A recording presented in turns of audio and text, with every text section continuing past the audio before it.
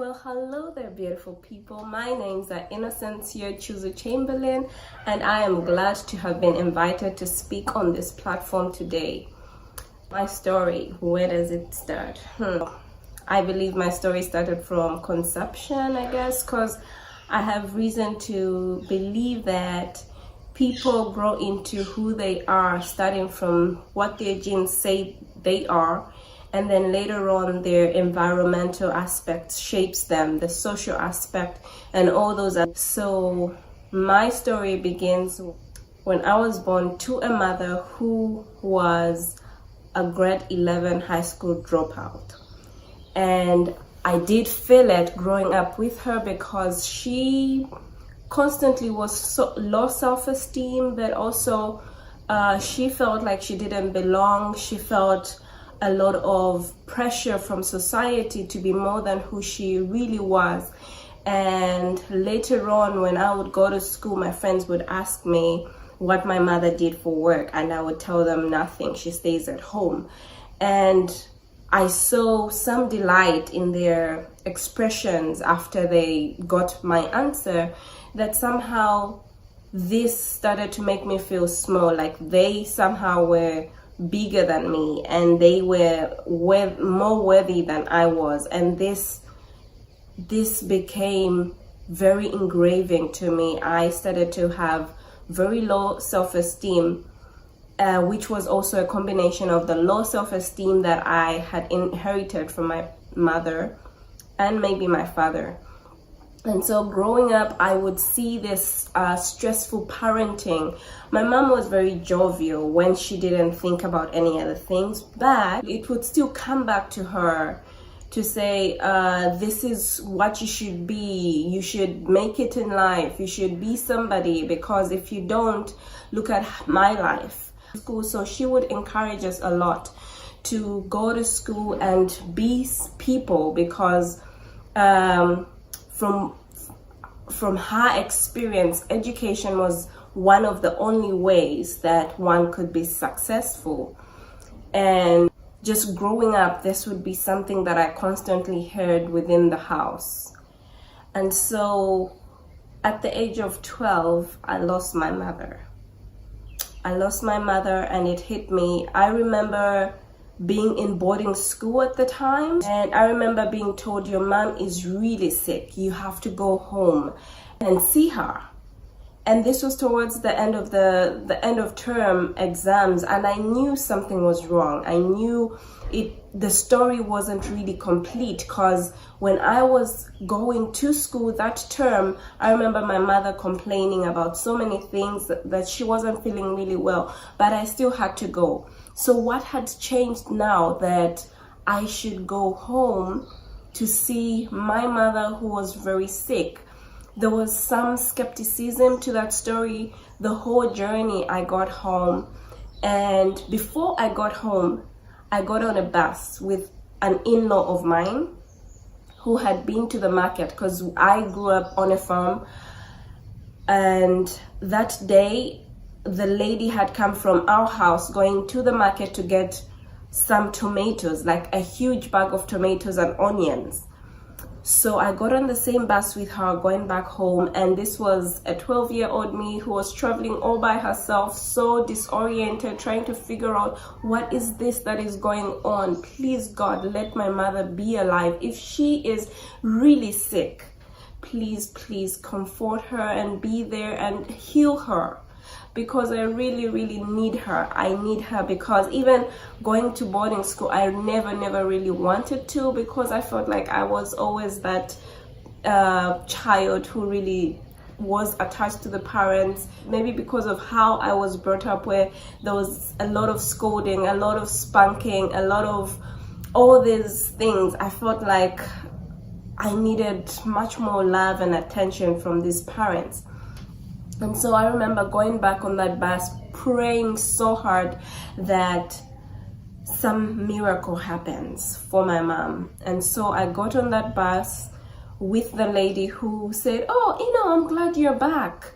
Oh my goodness, what happened was really bad. I'm so sorry that you lost your mom. And she had no idea that I wasn't told that my mom had passed.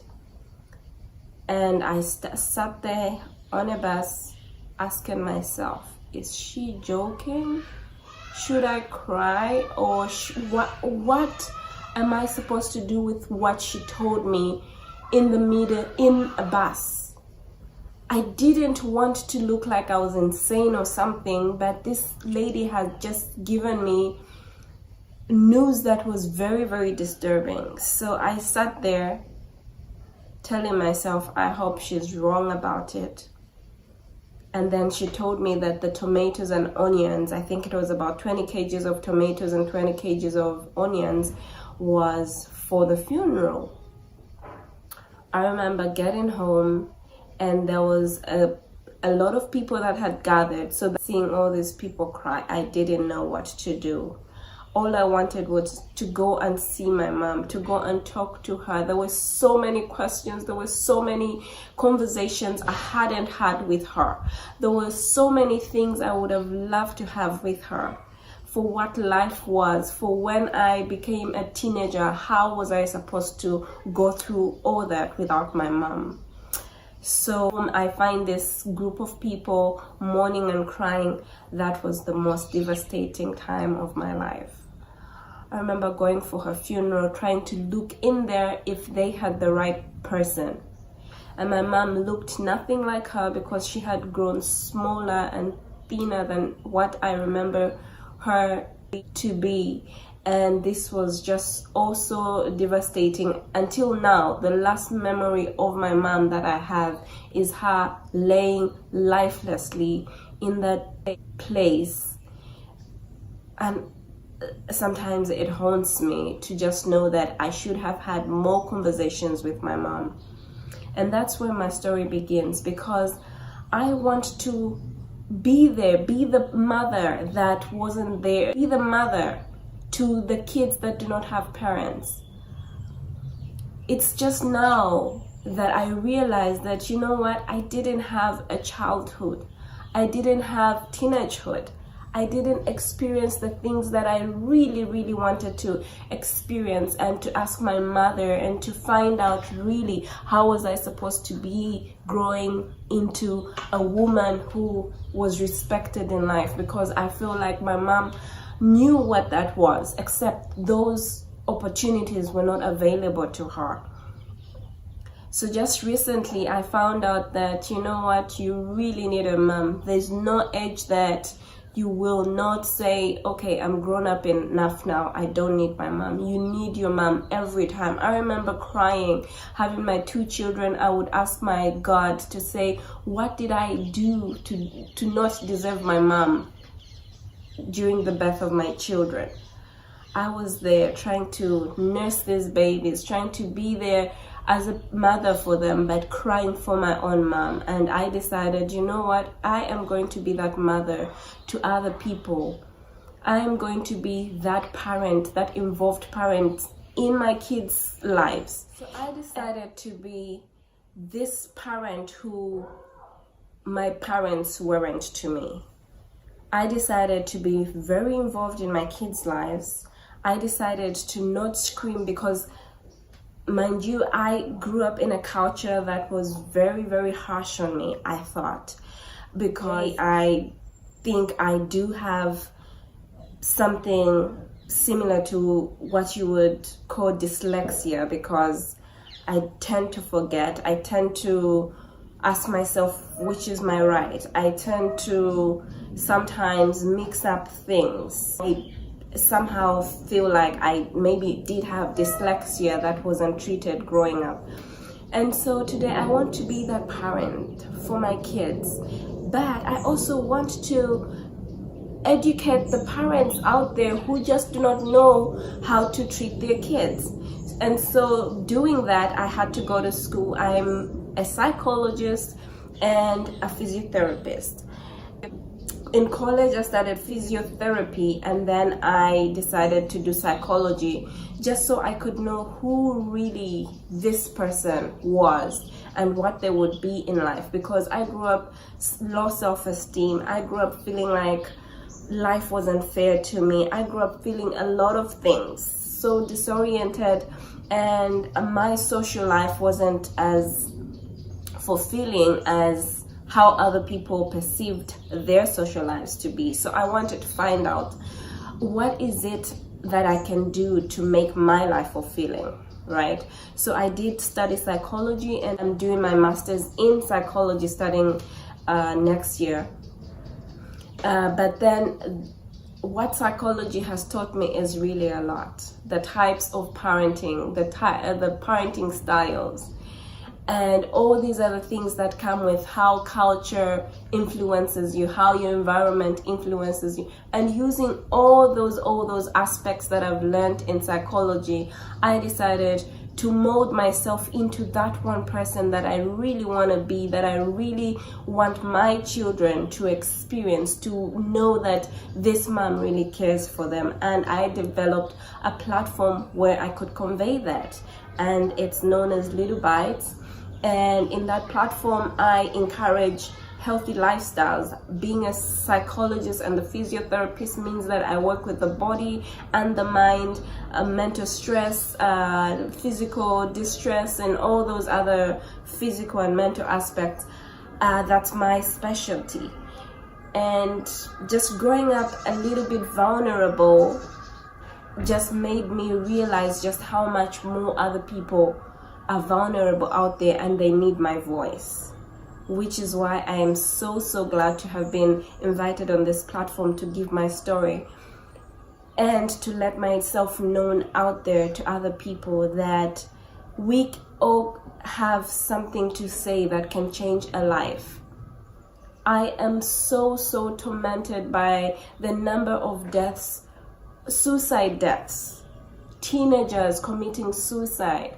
And it's young lives that we're losing to this. What are we doing wrong? Is it the parents? Is it the society?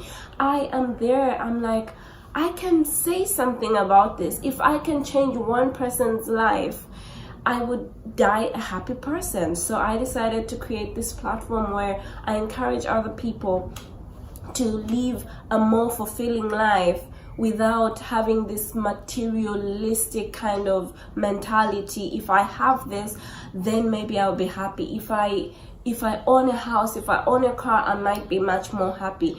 Yes, I am fortunate enough to experience things that other people do not have, but I am also fortunate enough to show that even with those things, one cannot fully be happy if they do not work on their mental states, if their physical states are not in alignment. Yeah, so that is what my platform is about, to educate women on that financial independent state, what to do in order to be financially independent. So with my businesses in Zambia, I help out with other people's education.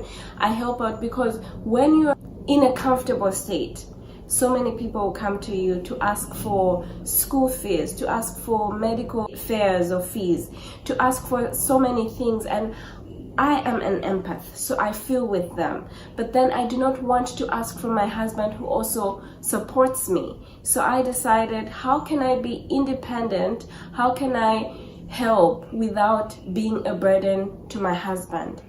So I decided to start a business. And I also grow things in my backyard, and I try to encourage people to use those modes, because I have seen just how much they can help financially, how much more you might have just because you have a backyard garden, because it's these little things that we don't know of that really strain our budgets. They strain our financial lives. Yeah, and so that is how, because I feel like with conservation farming, my mom could have done that. She could have done a lot more things without education, and so that's why I'm here. I learned that my voice is powerful enough to help serve the world, or at least just one person or two. That would mean a whole lot to me. Thank you so much for being here. Have a lovely evening, morning, or afternoon, wherever you are. It's bye from me.